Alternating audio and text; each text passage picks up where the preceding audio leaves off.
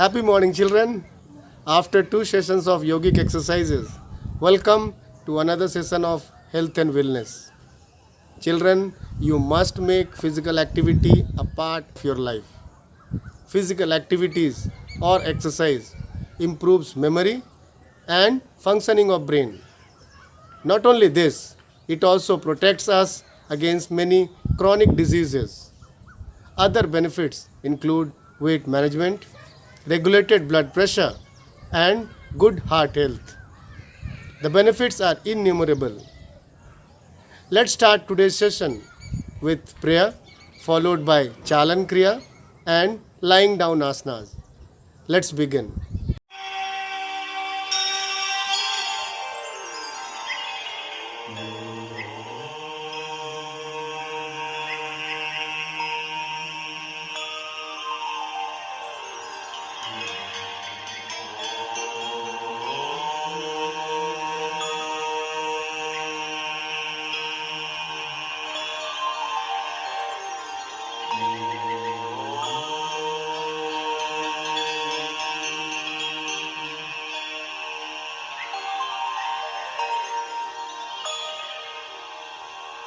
गच्छध्वं संवदध्वं गच्छध्वं संवदध्वं शम्भो मनांसि जानता शम्भो मनांसि जानता देवा भागं यथा पूर्वे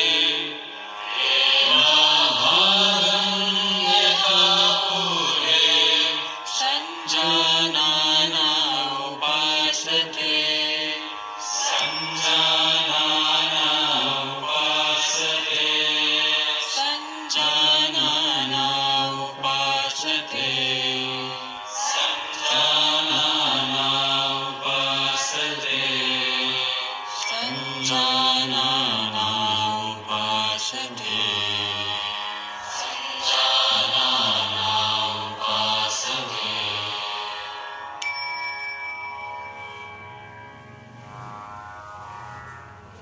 योग की दुनिया में आपका स्वागत है।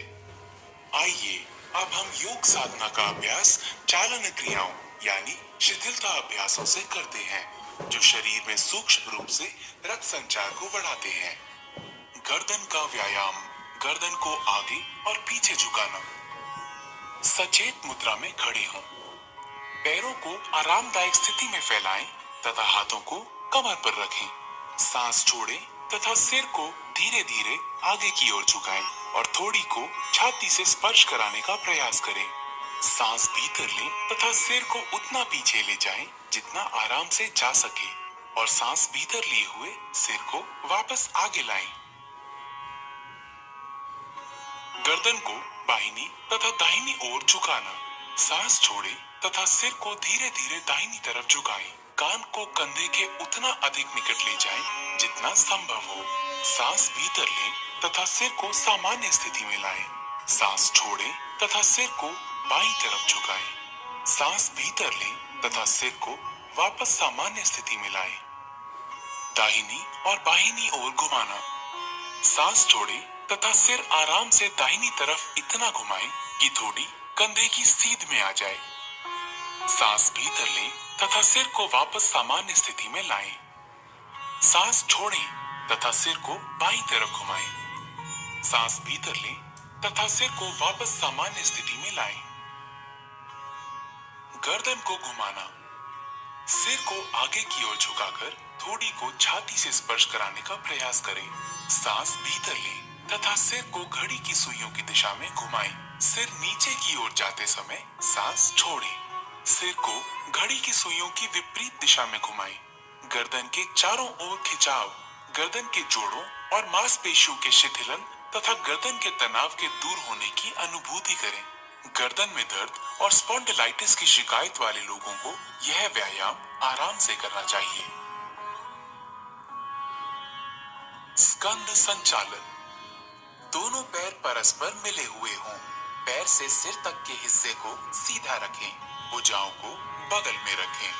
श्वास खींचते हुए बगल से दोनों भुजाओं को अपने सिर से ऊपर उठाएं, हथेलियां ऊर्ध्व दिशा में हो।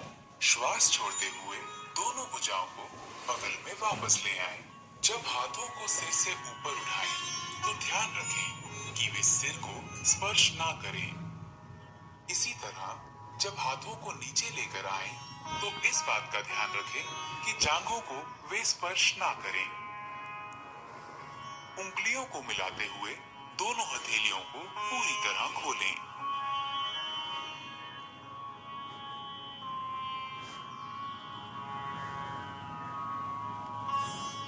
स्कंद चक्र, सीधा खड़े हो जाएं। बाएं हाथ की उंगलियों को बाएं कंधे पर रखें और उसी तरह दाएं हाथ की उंगलियों को दाएं कंधे पर। दोनों कोहनियों को पूरी तरह चक्राकार घुमाएं। आगे की ओर कोहनियों को घुमाते हुए वक्ष स्थल के सामने स्पर्श कराने की कोशिश करें और जब कोहनियों को घुमाएं तो उन्हें कानों के समीप ले जाने की कोशिश करें। इसी तरह विपरीत दिशा में भुजाओं को खींचते हुए घुमाएं और कोशिश करें कि इस दौरान भुजाएं शरीर को स्पर्श करें। इस क्रिया को बाएं से दाएं अर्थात घड़ी की सुई की विपरीत दिशा में 5 बार दोहराएं। इस क्रिया के अभ्यास से हड्डियां, मांसपेशियां और स्कंद क्षेत्र की तंत्रिकाएं स्वस्थ रहती हैं। यह अभ्यास गर्दन की रीढ़ की हड्डी की अपकर्षक अर्थात सर्वाइकल स्पॉन्डिलाइटिस बीमारी को दूर करने में सहायक है। धड़ को घुमाना।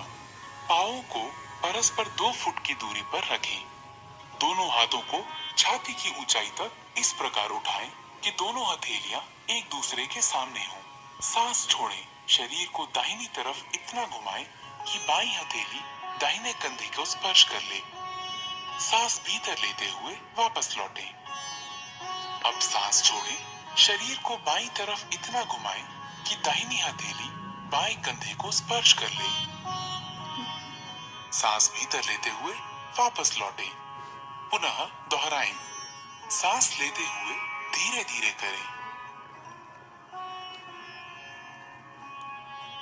मेरुदंड या डिस्क संबंधी समस्या होने पर तथा मासिक धर्म के दौरान यह व्यायाम ना करें। खड़ी मुद्रा में विश्राम करें। घुटनों को चलाना। सांस भीतर लें।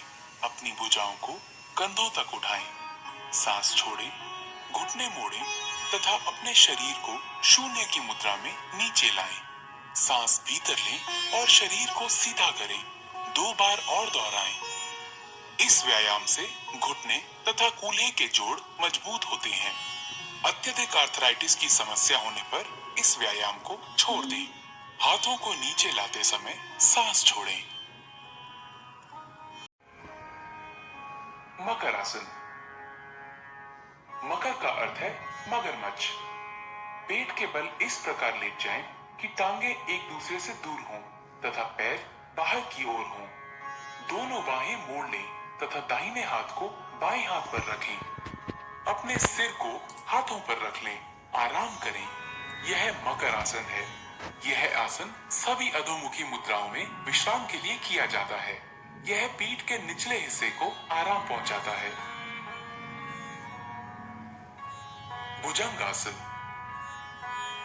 अब अधोमुखी मुद्राओं के लिए तैयार हों। भुजंग का अर्थ है सर्प या कोबरा। पेट के बल लेट जाएं। सिर को हाथों पर रखें और शरीर को आराम से रहने दें। अब टांगों को आपस में जोड़ें और बाहों को खींचें। माथे को भूमि पर रखें। अब अपनी हथेलियों को छाती के पास रखें और कोहनियों को उठाएं। सांस भीतर लें और थोड़ी तथा नाभि के हिस्से तक छाती को ऊपर उठाएं। यह भुजंगासन है। यह आसन तनाव के प्रबंधन के लिए सर्वोत्तम है। यह पीठ दर्द तथा श्वास संबंधी समस्याओं से निपटने में सहायक है। सांस छोड़ें। अपने माथे को भूमि पर रहने दें तथा बाहों को खींचें। अपनी टांगे फैलाएं। हथेलियां ऊंची करें तथा अपने सर को हथेलियों पर रखें और आराम करें। शलभ आसन। शलभ का अर्थ है पतंगा या टिड्डा। पेट के बल लेट जाएं, टांगे आपस में जोड़ लें। थोड़ी को भूमि पर रखें। दोनों हाथ शरीर के किनारे ऐसे रखें कि हथेलियां ऊपर की ओर हों। सांस भीतर लें। अपनी टांगों को भूमि से उतना ऊपर उठाएं जितना आप बिना घुटनों को मोड़े हुए उठा सकें। बाहों और टांगों को इस तरह फैलाएं कि शरीर आसानी से भूमि से ऊपर उठ जाए। इस स्थिति में आराम से रहें। यह आसन साइटिका तथा पीठ के निचले हिस्से के दर्द में राहत देता है। यह कूल्हे की मांसपेशियों को आकार देता है। अब सांस छोड़ें, टांगों को नीचे भूमि की ओर ले आएं। अपनी बाहें निकालें और भूमि पर विश्राम करें। हृदय रोगियों को यह मुद्रा नहीं करनी चाहिए। सेतु बंधासन। ऊर्ध्वमुखी या पीठ के बल लेटकर की जाने वाली मुद्राओं की ओर। सेतु बंध का अर्थ है पुल बनाना। टांगों को आपस में जोड़ें, बाहों को शरीर के किनारे रखें। दोनों टांगों को घुटनों पर मोड़ें और एड़ियों को नितंबों के पास ले जाएं। दोनों एड़ियों को कसकर पकड़ें। सांस भीतर लें।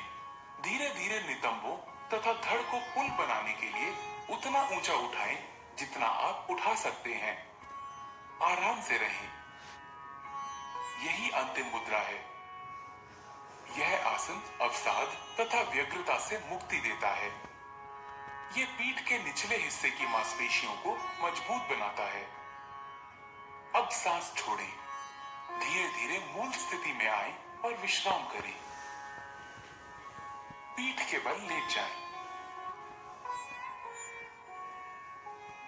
कृपया ध्यान रखें, गर्भावस्था के बाद की तिमाहियों वाली महिलाएं इस आसन का प्रयोग ना करें। उत्तान पादासन। इस आसन में पीठ के बल लेटकर पैरों को ऊपर उठाया जाता है। इसी कारण इस आसन का नामकरण उत्तान पाद आसन हुआ है। जमीन पर आराम से पीठ के बल लेट जाएं। पैरों की स्थिति सीधी हो और हाथों को बगल में रखें। श्वास लेते हुए घुटनों को बिना मोड़े धीरे धीरे अपने दोनों पैरों को ऊपर उठाएं और 30 डिग्री का कोण बनाएं। सामान्य रूप से श्वास प्रश्वास करते हुए इस अवस्था में कुछ देर बने रहें। श्वास छोड़ते हुए धीरे धीरे अपने दोनों पैरों को नीचे लाएं और जमीन पर रखें। यह आसन नाभि केंद्र अर्थात नाभि मणि चक्र में संतुलन स्थापित करता है। अर्ध हलासन।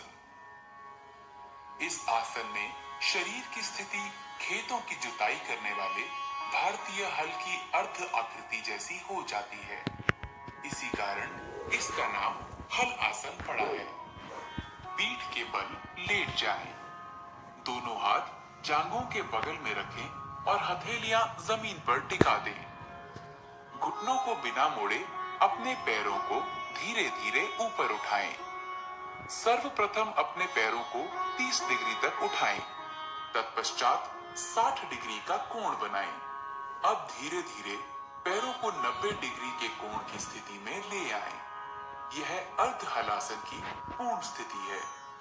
इस अवस्था में शरीर की स्थिति नितंब से कंधे तक सीधी होनी चाहिए। धीरे धीरे अपने पैरों को वापस जमीन पर लाएं। ध्यान रहे वापसी की स्थिति में सिर जमीन से ऊपर ना उठे।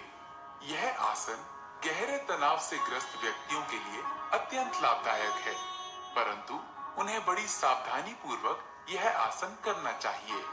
पीठ के निचले हिस्से के दर्द से पीड़ित व्यक्तियों को दोनों पैरों के साथ इस आसन को नहीं करना चाहिए। पवन मुक्त आसन। दोनों घुटने मोड़ें तथा जांघों को छाती के पास लाएं। उंगलियों को आपस में जकड़ लें और घुटनों के नीचे पिंडलियों को अच्छी तरह पकड़ लें। सिर तथा कंधे उठाएं और घुटनों को थोड़ी से छूने का प्रयास करें। यह पवन मुक्त आसन है। यह कब्ज दूर करता है, उदर वायु से मुक्ति दिलाता है और पीछे की मांसपेशियों तथा मेरु तंत्रिकाओं को ठीक करता है। अपना सिर पीछे लाएं, सांस छोड़ें, अपनी टांगों को सीधा फैलाएं, आराम करें। उदर की चोटों, हर्निया, साइटिका तथा गर्भावस्था में यह अभ्यास ना करें।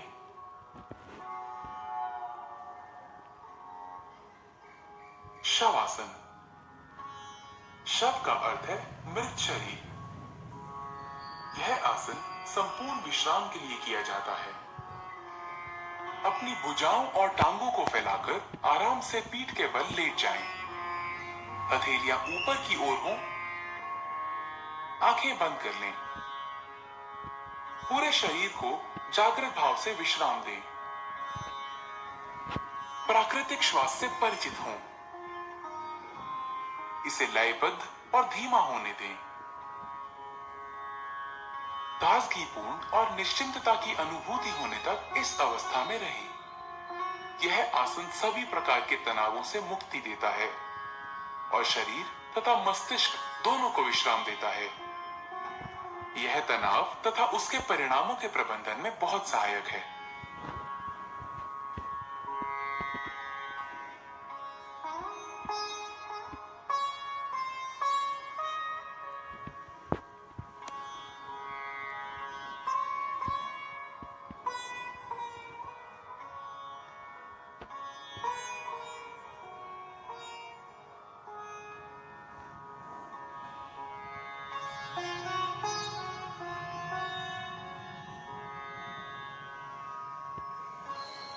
कपालभाति। यह मस्तिष्क के अग्रभाग के श्वसन केंद्रों को उत्तेजित करता है। ध्यान की किसी भी मुद्रा में बैठ जाएं, आंखें बंद करें और पूरे शरीर को विश्राम दें। गहरी सांस भीतर लें, सीना फुलाएं। सांस को उदर की मांसपेशियों के बलशाली संकुचन से बाहर निकालें। शांत रूप से सांस भीतर लेना और सक्रिय रूप से बाहर निकालना जारी रखें।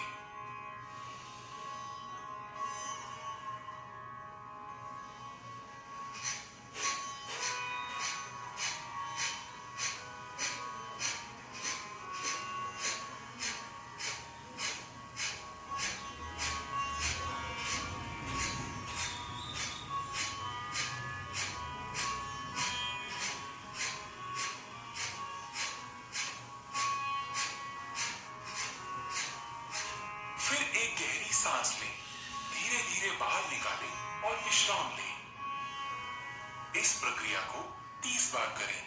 यह कपालभाति का एक चक्र है। प्रत्येक चक्र के अंत में गहरी सांस लेनी चाहिए। अब 2 चक्र और करें।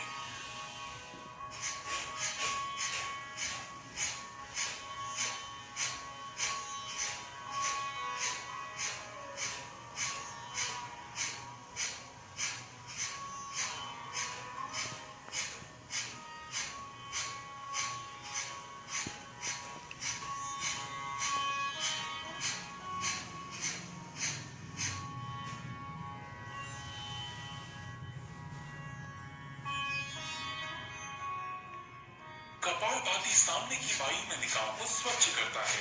इससे कफ संबंधी समस्याओं के निदान में सहायता मिलती है। यह ठंड, राइनाइटिस, साइनोसाइटिस, अस्थमा तथा श्वास संबंधी रोगों के उपचार में सहायक है।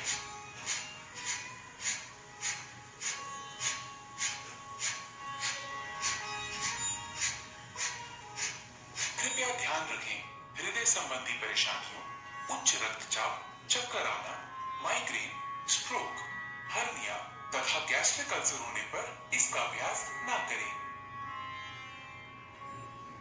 प्राणायाम, नाड़ी शोधन या अनुलोम विलोम प्राणायाम। क्रमशः बाएं तथा दाएं नासिका छिद्रों से सांस लेना है। ध्यान की मुद्रा में बैठ जाएं। मेरुदंड सीधा रखें, सिर ऊंचा तथा आंखें बंद हों। शरीर को कुछ गहरी सांसें लेकर आराम की स्थिति में लाएं। बाईं हथेली को बाएं घुटने पर ज्ञान मुद्रा में रखें। दायां हाथ नासाग्र मुद्रा में होना चाहिए। दाएं अंगूठे को दाहिने नासिका छिद्र पर रखें। बाएं नासिका छिद्र से श्वास अंदर लें, फिर इसे बंद कर लें। दाहिने नासिका छिद्र से श्वास बाहर निकालें। अगली बार दाहिने नासिका छिद्र से सांस भीतर लें। दाहिना नासिका छिद्र बंद करें और बाएं नासिका छिद्र से श्वास बाहर निकालें। यह नाड़ी शोधन या अनुलोम विलोम प्राणायाम का एक चक्र है। 5 चक्र और पूरे करें।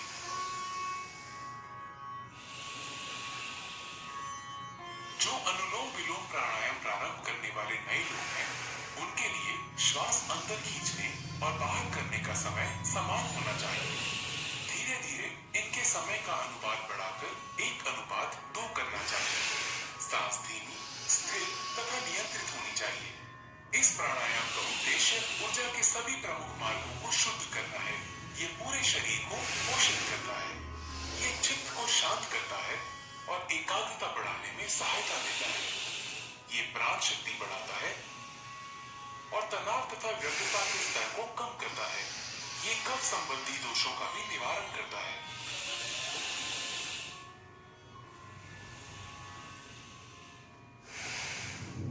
शीतली प्राणायाम। शीत का अर्थ है ठंडा।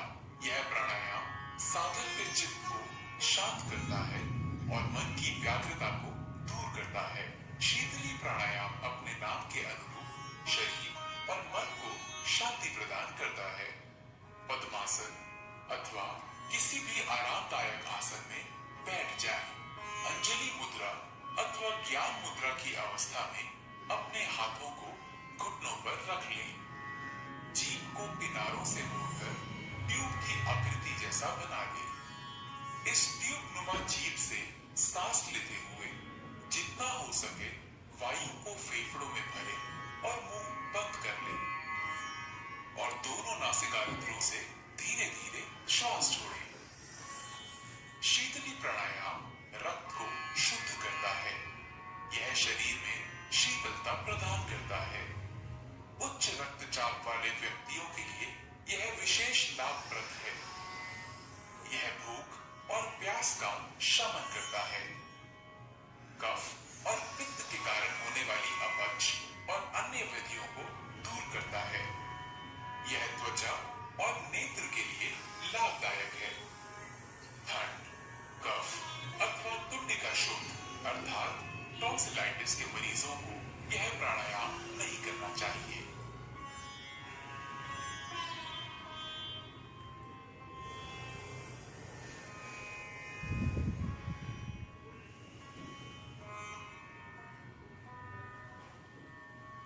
भ्रामरी प्राणायाम।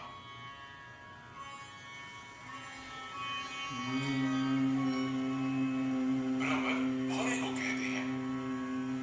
इस प्राणायाम में श्वास छोड़ने के समय जो ध्वनि निकलती है वो भौरे के बुन से मिलती जुलती लगती है।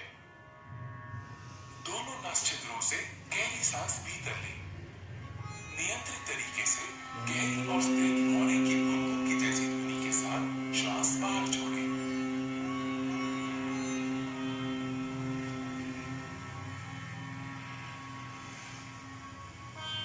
यह भ्रामरी प्राणायाम का एक चक्र है। 2 बार और दोहराएं।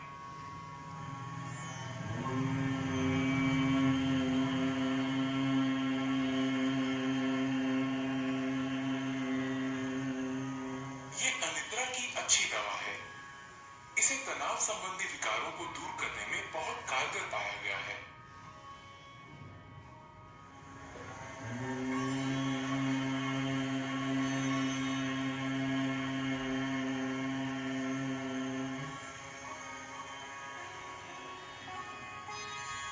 अब भ्रामरी को षणमुखी मुद्रा में करें।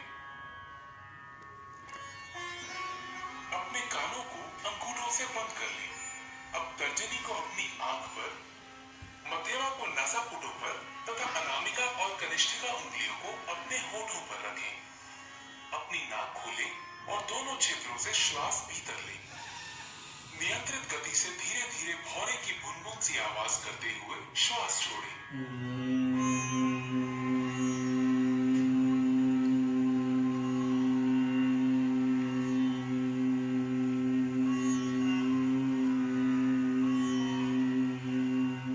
यह एकाग्रता और ध्यान के प्रारंभ के लिए तैयारी करने का प्राणायाम है। ध्यान क्रियाएं।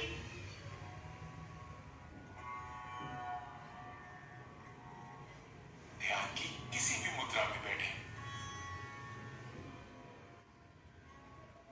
अपने मेरुदंड को आरामदायक स्थिति में सीधा रखें। ज्ञान मुद्रा ग्रहण करें। अपनी हथेलियों को जांघों पर ऊपर की तरफ को रखें।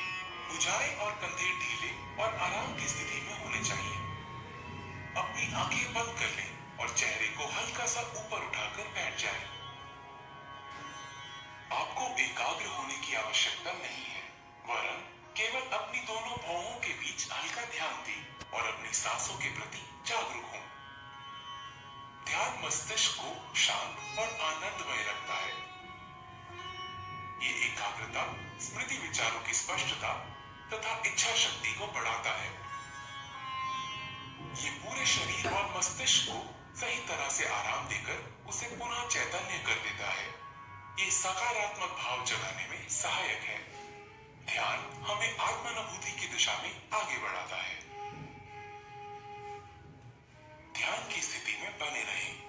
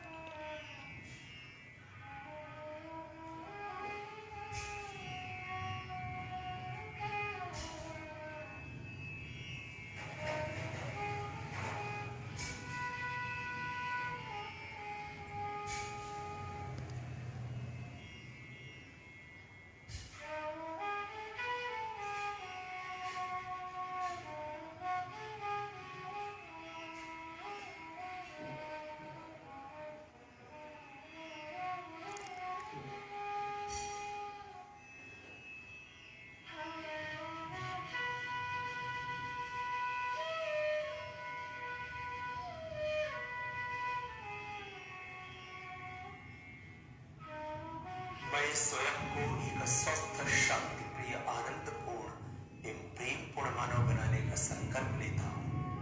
अपने प्रत्येक कार्य से मैं अपने चारों ओर सुख समृद्धि एवं शांति व स्नेहपूर्ण वातावरण बनाने का प्रयत्न करूंगा। मैं अहम एवं अज्ञान केंद्रित जीवन के स्थान पर योगमय व विवेकपूर्ण जीवन जीते हुए विश्व बंधुत्व एवं एकत्व के भाव के साथ पूरे विश्व को स्वयं में समाहित करने का पूर्ण पुरुषार्थ करूंगा। मैं वसुधैव कुटुंबकम इन सह अस्तित्व के सिद्धांत के प्रति पूर्ण आस्था रखते हुए सबके प्रति कृतज्ञ भाव से आत्मक व्यवहार व आचरण करूंगा। मैं यहाँ उपस्थित हर व्यक्ति से एकात्म होने का संकल्प लेता हूँ।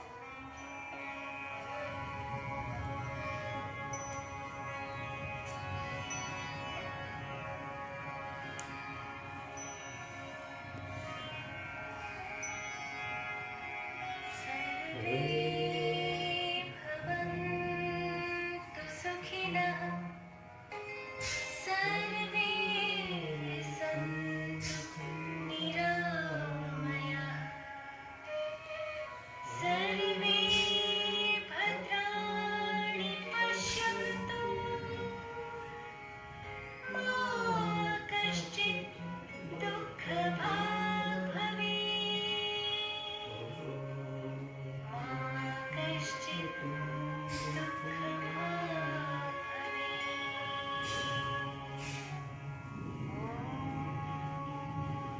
शान्ति शान्ति। Here we come to the end of today's session. Stay at home. Remember and remind others to wear mask, maintain social distancing, sanitize your hands by washing with soap and water. Save water, save life. Take care.